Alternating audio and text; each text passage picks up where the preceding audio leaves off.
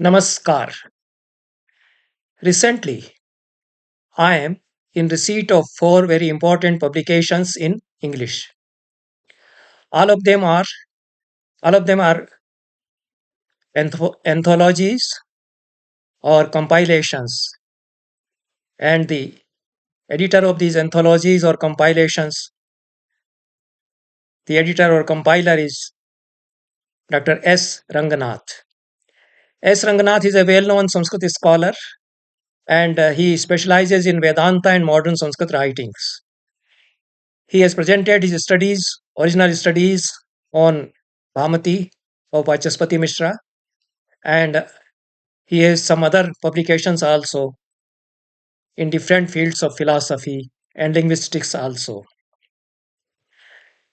He has made important contributions to the study of contemporary Sanskrit literature or modern Sanskrit writings, and I think he has more than 2 dozen publications, books on modern Sanskrit writings.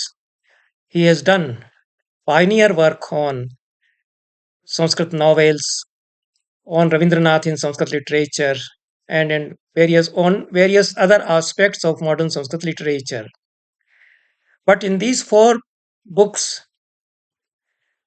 Dr. Ranganath has traversed into entirely a different field, and he has collected quotable quotes or opinions of some eminent critics on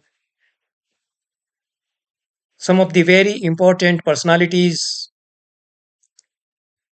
of our times and of medieval times also. He has collected opinions of eminent critics on saints, philosophers, and some of the English poets. The first book is one. The first book is 365 opinions on Ramakrishna Paramhamsa. Perhaps the idea is that each day you read one opinion and you complete the whole work in 1 year, so that on each day the Paramhamsa lives with you. And it's a good idea. So these 365 publications, opinions, not publications, compiled by S. Ranganath, and the work is published by Sakshi Trust, 63 13th Main, 4th Block East, Jayanagar, Bengaluru, 560011. And email of the publisher is info@the rate of Vedah, vedah.com. The publication has been brought out this year, 2024. It contains 4 pages of prefaces, acknowledgements, etc., and then 134 pages in the main body of the work. It is priced 140, moderate price for an important and good book. It's a good reference work. And R.V. Jahagirdar, managing trustee of the Sakshi Trust, has put some words of acknowledgement, and he has communicated his thanks for the artist Sri Kiran Pati for the attractive cover. Cover you might have seen. I think I have displayed the book. And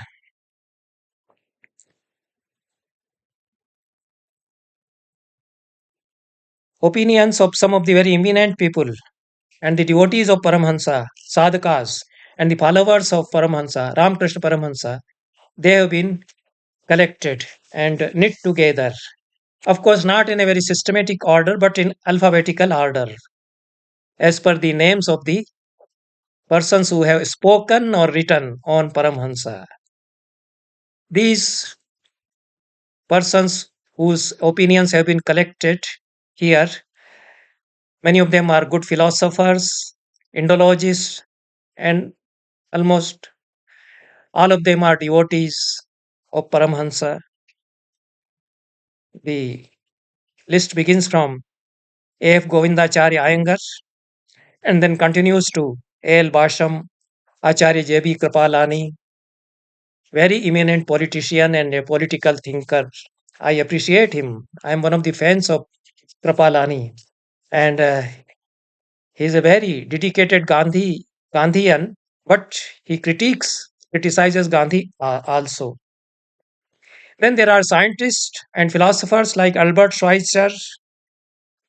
There are laureates like Aldous Huxley and Akshay Kumar Sen, Amiya Chakravarti, of course, Ananda Kumar Swami, one of the greatest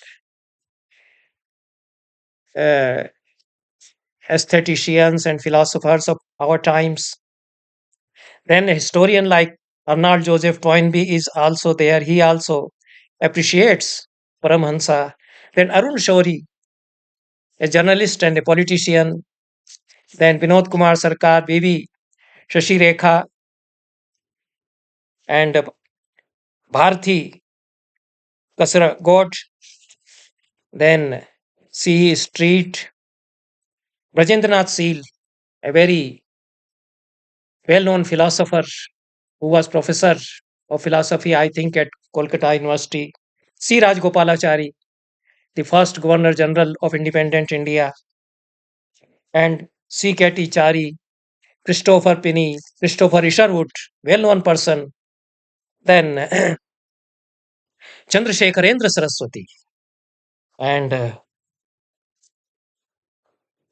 D.S. Sharma, D.V. Gundappa. And I must add here that many of these eminent persons, many of these eminent persons whose opinions have been collected here are from Karnataka, naturally, because S. Ranganath knows Kannada language very well. He is from Karnataka. So, but the problem with me is that their opinions are written in Kannada language. Otherwise, all other opinions are in English. So either the translations of this Kannada citation should have been given if the book is for English readership. As I understand, all the books are for English readership. But so far as the question of Kannada writers or philosophers or eminent personalities from Karnataka goes on, their opinions are written in Kannada language. Of course, their original citations from the author in the language he has written them. Then there are very not only renowned but honorable great personalities like Dalai Lama. He has also spoken or written on the Paramhansa, and then there are citations from some reference books also, like Encyclopedia of Hinduism, Encyclopedia of World Biography, then or some journals like English Quarterly Review and Robinson, Ernest C. Brown, G.V. Mavalankar, G.F. Dot, Gerald Skykes, and Girish Chandra Ghosh. Naturally, he was a great admirer of Paramhansa. He is from Bengal. He was devoted to Paramhansa. But there are great Indologists or English authors. Henrik R. Zimmer is there. Hiren Mukherjee is there. Humayun Kabir, one of the great politicians and historians and philosophers of our times. And James Bassett Pratt is there. Jadunath Sarkar, of course, great historian. Jawaharlal Nehru is there. Mahatma Gandhi is also there. K. Munshi, well known Gujarati author. one of the greatest authors in Gujarati and well-known politician, one of the great makers of one of the makers of modern India. Then Leo Tolstoy is here, and M.R. Jayakar is here. In this way, it's a good work done. Max Muller is also here, besides Gandhi, and New York-based Literary Digest citation has been one citation has been included from that digest. Norman Adams is there. Otur Balbhatta is here. He has written Sanskrit verses on Paramhamsa, and the Sanskrit verses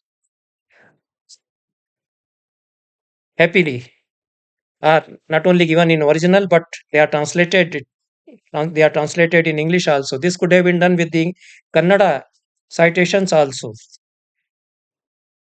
P.K. Narayan Pillai is here, and Pratap Chandra Mojionda. So I don't want to go on reading the list.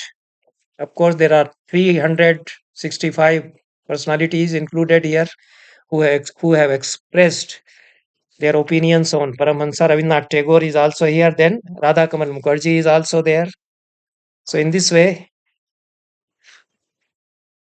S. Ranganath has taken immense pains to compile the quotable quotes or opinions of persons, eminent persons who have said something valuable, something important about the Paramahansa. I will only read a few sentences from some of the eminent persons who have given their opinions and whose opinions have been collected here. Acharya J.B. Kripalani, of course, and he says, at that time, at that time came Sri Ramakrishna again to prove to us that we are not inferior to them, West in bracket, culturally or spiritually. Sri Ramakrishna made the nation fall back upon itself and to see its face as in a mirror, not darkened, and to see its face as in a mirror, not darkened. These West people had boasted that they were scientific and they believed nothing excepting what was captured by the senses. But the greatest contribution of Sri Ramakrishna was to prove to the skeptic world that religion is scientific, that you can see God even as you see another individual only more intensely, that seeing is believing. Sri Ramakrishna had the scientific spirit of trying everything, and all experiments succeeded in proving that there was only one eternal religion and that all religions were different facets to that new religion. Sri Ramakrishna proved actually that Sri Ramakrishna proved actually and literally that all such paths and men lead to him, H in capital, that is God, and nowhere else. Therefore, you will find that Sri Ramakrishna preached to us that most modern religion, which you can find nowhere, he gave us the religion of humanity. So very well, it is very well said by a person like J.B. Kripalani. And he draws our attention to the fact that what Ramakrishna was speaking, is relevant to the scientific temperament of our age. Then Albert Schweitzer, he says, in this childlike, in his childlike humility, Ramakrishna is akin to Francis Assisi. To kill the last stirrings of caste pride in himself, he would undertake the most menial tasks. This mystic, who found such delight in the experience of ecstasy, was inspired also by a spirit of warmest love for his fellows. Very good, very well penned down or very well expressed by Schweitzer also. Then Aldous Huxley, his writings I have been reading in English, and he's one of my favorite authors also. He says, the further you go towards the east, Sri Ramakrishna was fond of saying, in inverted comma, the further you go towards the east, Sri Ramakrishna was fond of saying, the further you go away from the west. This is one of the this is one of those apparently childish remarks which were meet to us, which we meet with so often among the writings and recorded sayings of religious teachers. But it is an apparent childishness that masks the real profundity. But it is an apparent childishness that masks the real profundity. Within this absurd little tautology, there lies in a state of living seminal latency, a whole metaphysic, a complete program of action. It is, of course, the same philosophy and the same way of life as were referred to by Jesus in whose sayings about the impossibility of serving two masters and the necessity of seeking first the kingdom of God and waiting for the rest to be added. Egoism and alter egoism for the idolatrous service of individuals, groups, and causes with which we identify ourselves so that their success flatters our own ego. They cut us off from the knowledge and experience of reality. And what Ananda Kumara Swami says, he echoes the spirit of Rigveda, Ekam Sad Vipra Bahuda Vadanti, and Ramakrishna as an Advaitite.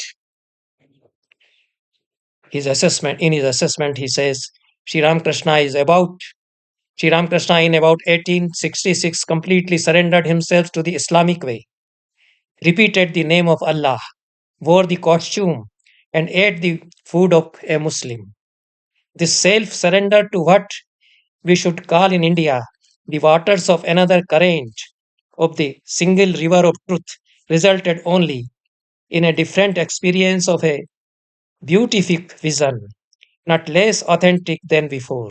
7 years later, Ramakrishna, in the same way, proved experimentally the truth of Christianity. He was now, for a time, completely absorbed in the idea of Christ and had no room for any other thought. No one can finally pronounce upon the truth of a given religion who has not lived it, as Ramakrishna lived both Christianity and Islam, as well as Hinduism. They call him they, they call him a multitude of names. They call him by a multitude of names, who is both one, a single fire that glows on many altars. Very important assessment of Ramakrishna Paramhamsa and reminding us that to realize the idea of Ekam Sat Bahuda Vipra Vadanti, Ramakrishna embraced the ways of Christianity and Islam, and he adopted the complete living style of a Muslim. Even the food, non-veg food he was eating. And I read in his biography that he went to the extent of thinking of eating cows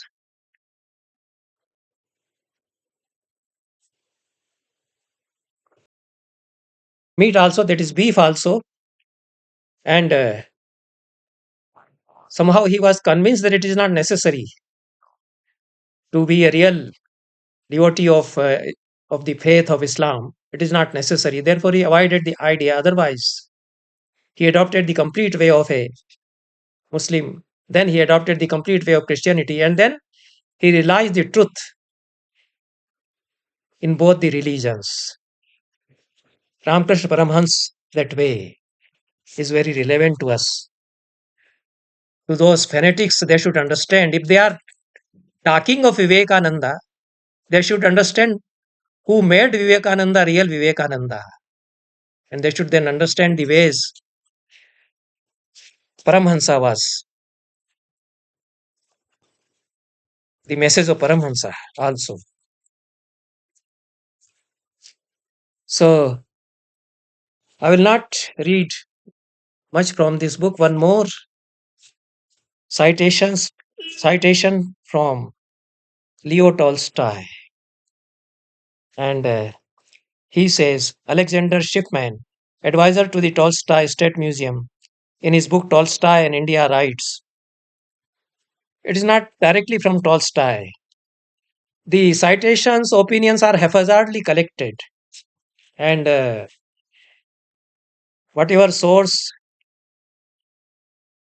S. Ranganath could find, he simply collected it. And this person, Alexander Shipman, describes what Tolstoy thought of Paramhamsa. On 13 February 1903, Tolstoy read the journal Theosophischer Wegweister. It is, I think, German, sent to him from Germany, and in his copy underlined a number of Ramakrishna's aphorisms. There is much in common with my conception, he noted in his diary. This is very important, that as great a author as Tolstoy, he went through the aphorisms of Ramakrishna Paramahansa, noted them, and then gave this noting that there is much truth in common with my conception. And again, he writes in his notes wonderful sayings. Ramakrishna died 50 years ago. There's a question mark here. A remarkable sage, said Tolstoy, to a circle of his to a circle of his intimates, and read aloud to them some of the sayings by the Indian philosopher. This is the information given by Alexander Shipman, the advisor to the Tolstoy State Museum. Okay. Then again he says from the literature about Ramakrishna, Tolstoy selected nearly 100 sayings and parables which he intended to publish in Russia. However, this publication did not materialize, and the writer, after carefully working over them, included some in his collections of ancient wisdom over which he was working at that time. This is very important information about Tolstoy, that he was planning to collect 100 sayings of Ramakrishna Paramahansa and translate them in Russian and publish them. Of course, he couldn't publish this anthology, but some of it was incorporated in other of his work. So this is about 165 opinions on Ramakrishna Paramahansa. Another book is 365 opinions on Ramakrishna Paramahansa. Another book is 365 opinions on Sri Aurobindo. This book again collected or compiled by S. Ranganatha. I think again it is published by Sakshi Trust. Address I have read already, and the first edition has been brought out in 2024 this year. It is priced 125 rupees only, and has 120 pages besides 8 pages of acknowledgements and a note on Arbindo's life, which has been collected from the light from Aurobindo by MP Pandit. Like the earlier work, 365 opinions on Ramakrishna Paramahansa, this compilation, this anthology also has opinions by eminent philosophers like Albert Schweitzer, again, Aldous Huxley is again here, and many great personalities from the earlier work. They have been repeated here also, naturally. And D.P. Chattopadhyay, of course. I think he is the senior Chattopadhyay, the philosopher and the author of a work like Lokayata. His opinion is also here. And Ganesh Devi, Devi GN, one of the renowned professors of English and a linguist of our times. Then happily, Dilip Kumar Roy is here. He is a great singer and a philosopher and a visionary of our times. And I used to love listening to his music. Dilip Kumar Roy is all spiritual music. Unfortunately, his recordings are not available now. The way he sang, Natato Namata, Shivoham Shivoham, this stotra. So it's an experience to hear, to listen to Dilip Kumar Rai. He was an Arvindite, of course, and his opinion naturally is here. Then authors of English like Herbert Reed and Hiryanna, one of the well-known philosophers of our time. Jawaharlal Nehru is again here, and Julian Huxley is here, and several other great authors. They are here. Again, there are several authors of Kannada, and their citations are in Kannada language, which everybody cannot read. I will read out one or two citations. Albert Schweitzer. Albert Schweitzer says, like Tagore, Aurobindo attempts to explain Brahmanic mysticism in the sense of ethical world and life after life affirmation. He wants to lead his countrymen out of the temples and out of the narrowness of the schools of learning into life itself. The past, he says, he cites Aurobindo here, uh, must be saved to us, but the future is still more sacred, quote unquote. Then Aldous Huxley says, I consider the life divine, a book not merely of the highest importance as regards its content, but remarkably fine as a piece of philosophic and religious literature. This is an assessment from a well-known English author himself, a well-established fiction writer from English, and his works like Time Machine are very well known. Then Ashish Nandi, one of the great critics, Marxist critics of our times. His assessment is also here.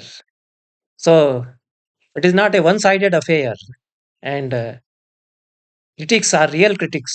And if they criticize Aurobindo and they are eminent critics, their opinions need to be considered. Ashish Nandi says, while Aurobindo belongs to the tradition of most deeply reactive to the Indian responses to colonialism, while Aurobindo belonged to the tradition of the most deeply reactive of the Indian responses to colonialism, the one which partly drew respiration from Bankim and Vivekananda, he always had, like Bankim Chandra and Vivekananda, a genuine place for the West within Indian civilization. It is impossible to read the life of Aurobindo without sensing the inner plan, which meant the imperialism in India. Inner is within inverted commas. In this way, there is a variety of opinions, and I will read out P.P. Chattopadhyay also. Aurobindo's concept of sociology is very unorthodox. Many of his conclusions are strikingly similar to those arrived at by other contemporary sociologists. But his method has a striking originality of its own, consistent with the philosophical position of integral monism. He develops that to call a system of integral sociology. Chattopadhyay, naturally, a follower of perhaps Charvaka system, he adjusts Aurobindo as a great sociologist, and his opinion, of course, is worth considering to me. Then Ganesh Devi,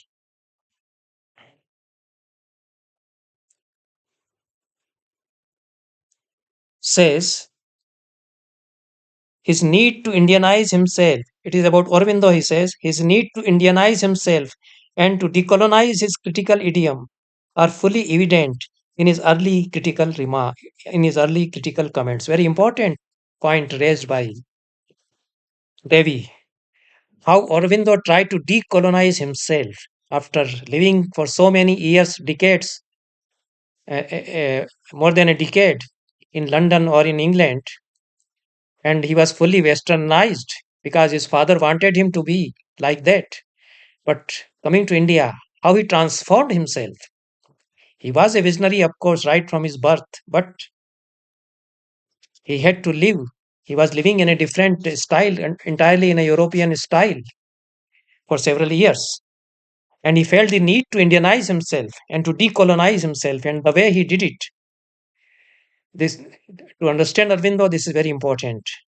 And then about future poetry, Devi says, future poetry is a serious book of literary criticism, though it has not had the reception it observed.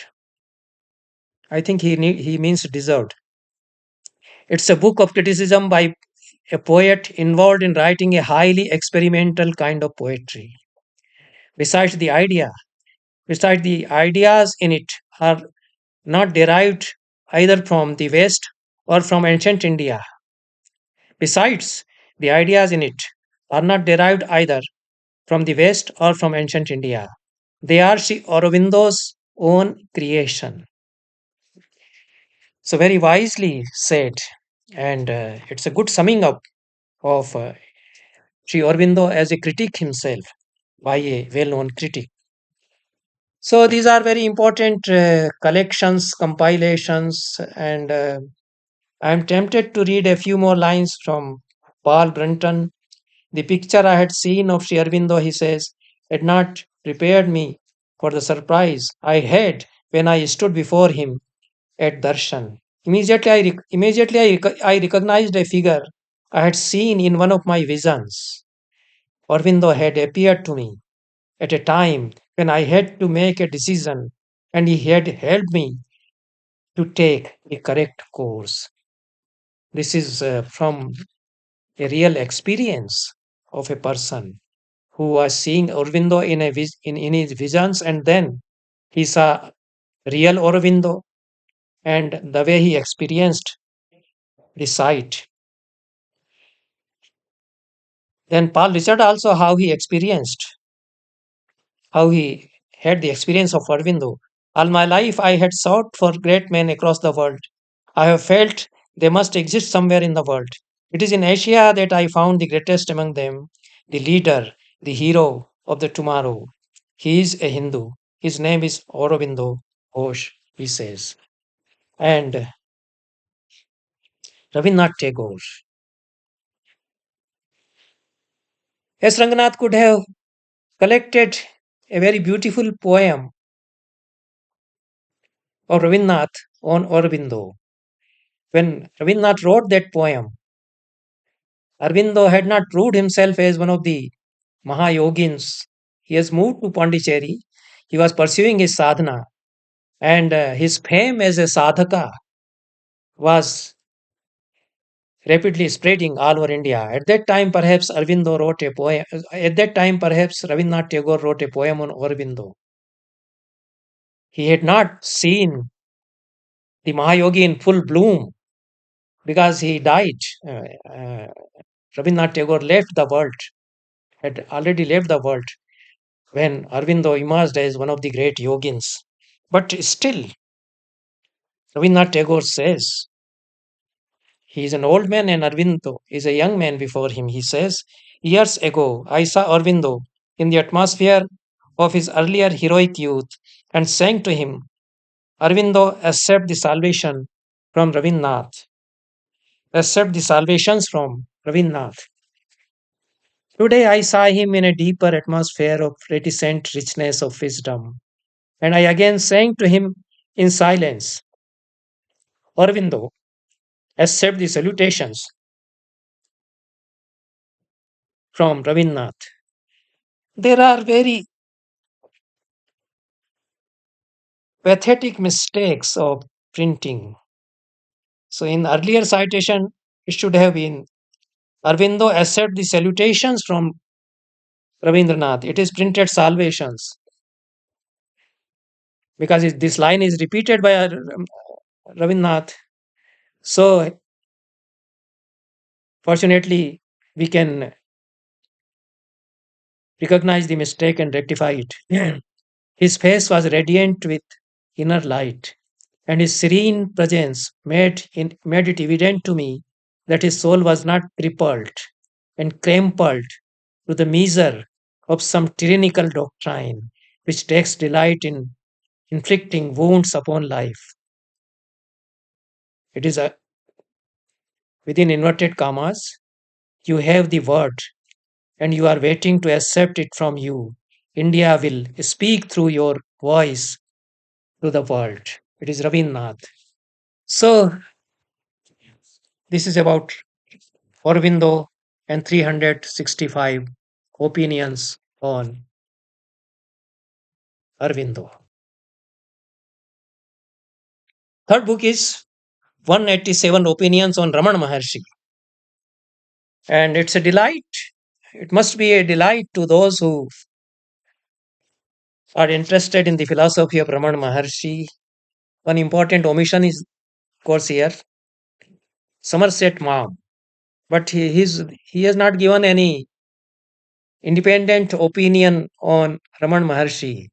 I read his novel, Razor's Edge, and the whole novel is actually about Raman Maharshi. Raman Maharshi, in a paroksh rupa, indirectly figures in this novel. It's a very good novel, Razor's Edge by Somerset Maugham. Somerset Maugham had met Raman Maharshi and he was impressed by Raman Maharshi. Somerset Maugham is one of the most eminent novelists and short story writers of English. Many of the citations on Raman Maharshi are, of course, in Kannada language. Happily, they are here, they are translated in English. And some of the persons whose opinions have been collected here, they are anonymous also. And their names are not given. A Bhakta, a devotee, and their sayings are, of course, collected. And there is a good poem by a devotee, Sri Arunachal Ramana. It's a prayer to Arunachal Ramana, that is Raman Maharshi. Again, there are other poems or panegyrics or stutis or stotra kavyas by some other devotees. Then there are opinions by persons like A.R. Natarajan, Ellen Chowdick. Many of them are from West. Many of them are Indians. And there is a very good poem, Atma Vidya Bhushanam by Jagdishwar Shastri. It is printed in Kannada language and some translation in English is also given. And there is an opinion from C. Kunnan Raja, who was a professor of Sanskrit. He is uncle of Pitravya of Kunjuni Raja, who also is a well-known scholar of Sanskrit. So Kunnan Raja says, what produced upon me a great impression in the repose, the unruffled calmness that prevailed in the place as a result of the presence of Maharshi. It is his experience on visiting the ashram of Raman Maharshi. The central teaching of the Maharshi relates to the true nature of what we experience and what we speak of as I. Very well said. It is Atma Tattva, Atmanubhuti, about which Raman Maharshi is talking and the experience of which he has undergone. Then again, happily, there is a very good poem in English by Dilip Kumar Rai. Why we come to see, why we come to thee, says Sri Ramana. Why we come to thee, says Sri Ramana. And there are very good poetic lines, and it is an wonderful outburst of his emotions seeing Raman Maharshi. Then there is this fourth book. It's a bulkier in volume, and the book is titled Critics on Poets. It is a book of entirely different nature. What critics say about some of the most renowned English poets, and it's a great work done. Ranganatha's father has was a professor of English, a very eminent scholar of English literature, of course, and the book is dedicated to him. And Ranganatha, our friend S. Ranganatha, has learned a lot from the senior Ranganatha, from his father, of course, Dr. S. Ramaswamy. I met S. Ramaswamy at his house. He gave me one or two of his publications. They are very good publications on English drama and theater. And he was a very loving person, a very noble soul, I can say. And the nobility of character has been inherited from him by our young friend S. Ranganatha. So it's a great service done to repay the Pitri Rina by S. Ranganatha. It is published by S. Ranganatha himself from his house, I think. Number 203 West Park Road, 16th Cross, Malleshwaram, Bengaluru, 506 560 055. And the copyright is with S. Ranganatha, and the book is priced 300, and it is published this year. Very important publication for those who are students of English literature, or those who are interested in English literature. And beginning from Chaucer to W.H. Auden, I think W.H. Auden is the last one. 23 poets have been selected, and what critics, eminent critics, European, British, American, and Indian, what they say about these poets. Their important citations have been collected. I will come to the lacuna of all these four publications. They have their own drawbacks also, but it's a yeoman's job done. Wonderful work done by S. Rangnath, and enormous pains he has undertaken to make these compilations. So the number varies. The number of opinions with respect to the poets varies from poet to poet. There are 38 citations or opinions on Chaucer, whereas there are 500 opinions on William Shakespeare. And it is natural also. What Coleridge says about Shakespeare. Coleridge is a wonderful person, a great philosopher, a great poet as well, and a great aesthetician also. And his philosophy comes somewhat close to Abhinav Gupta. So he says, the greatest genius that perhaps human nature has yet produced. He says about Shakespeare, the greatest genius that perhaps human nature has yet produced, our myriad minded Shakespeare. It's a it's a kind of outburst from Coleridge, and his love for Shakespeare, of course, is here.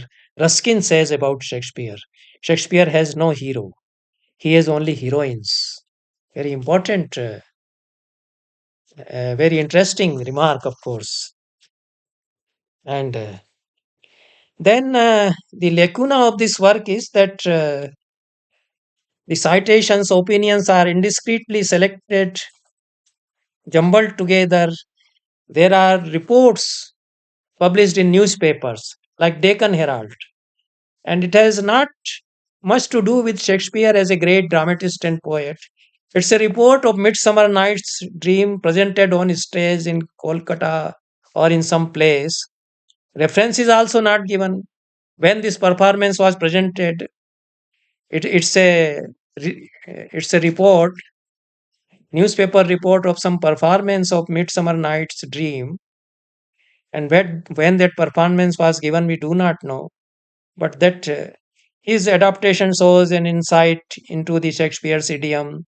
It is the performance of the adaptation of Midsummer Night's Dream by somebody. It doesn't have much to do with Shakespeare as such. It may be important to those who are interested in modern theater and how Shakespeare is being done on modern theater.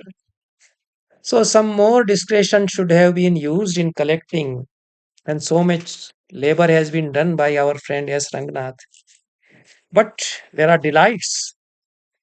There is a very good opinion of R.K. Narayan, who is also again one of my favorite authors in English. Everybody knows about R.K. Narayan, and his younger brother also, Lakshman. Everybody knows through his cartoons. Both of them are great persons. R.K. Narayan says Shakespeare was endowed with mind so transparent and clear that Shakespeare was endowed with the mind so transparent and clear that it never colored or obstructed the thoughts and words of his character. To introvert, the conspirator, kind assassin, sage, saint, which lover or the fool spoke and acted naturally. Shakespeare's composition possessed such magic that one's sense of realism was never jolted by the characters. Blank verses characters mostly express themselves. Then there are persons like Shyamlal, Raghuveer Sahai, there are English critics, and there are Indian English professors also. Then there are great Indian authors like Uma Shankar Joshi. Uma Shankar Joshi, a Gyanpith Awardee and a great poet and a novelist of Gujarati. He says Shakespeare is child of European resonance. Out of an exuberance of creative energy, he throws out a host of characters on the stage, leaving hardly any human motive unsung. Hardly there is a poet in the whole history of world literature who was so drunk with things human. Then Mulkaraj Anand, again a well known English novelist, an Indian novelist of English. Shakespeare has always meant a good many things to me, but above all, he has meant and bestowed of the highest intensity of feeling and consciousness, the inspiration for the release of imagination. Then Ibrahim Al-Qazi, one of the most renowned theatre directors of our times, who was the first director of National School of Drama. He is also here. I will not read his citation. He is a theatre man. Then Manoj Das, well-known author from Oriya, he is also here. Girish Karnad's Tughlaq. What Girish Karnad's Tughlaq has to do with Shakespeare? He says Girish Karnad's Tughlaq bears Shakespearean influence. When you probe the Parsi theatre plays a wee bit, you have a vast down Shakespeare. Somebody made some remark about Tughlaq, which is a play by Girish Karnad, and the name Shakespeare came here, and Rangnath collected it. It has nothing to do with Shakespeare as such. So there are, of course, such shortcomings are there when you do such an enormous such a work of enormous nature. Such shortcomings or lacuna occur. Then S. Rangnath himself is also here about Shakespeare. But then it has nothing to do with Shakespeare.